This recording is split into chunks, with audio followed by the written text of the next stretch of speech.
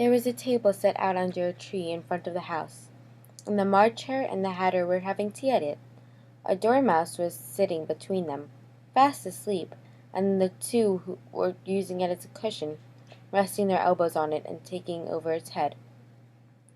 Very uncomfortable for the dormouse, thought Alice. Only as it sleeps, I suppose it doesn't mind. The table was a large one, but the three were all crowded together at one corner of it. No room, no room, they cried when they saw Alice coming.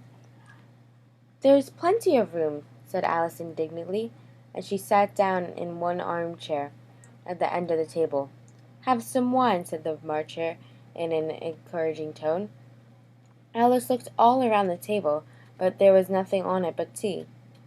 I don't see any wine, she remarked. There isn't any, said the March Hare. Then it wasn't very civil of you to offer, said Alice. It wasn't very civil of you to sit down without being invited, said the March Hare. I didn't know it was your table, said Alice. It's laid for a great many more than three. Your hair wants cutting, said the Hatter. He had been looking at Alice for some time with great curiosity, and this was his first speech.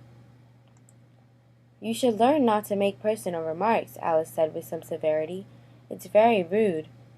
The Hatter opened his eyes very wide on hearing this, but all he said was, Why is a raven like a writing desk? Come, we shall have some fun now, thought Alice. I'm glad you've been asking riddles. I believe I can guess that, she added aloud. Do you mean that you think you can find out the answer to it? Said the March Hare. Exactly so, said Alice. Then you should say what you mean, the March Hare went on. I do, Alice said hastily, replied. At least I mean what I say. That's the same thing, you know.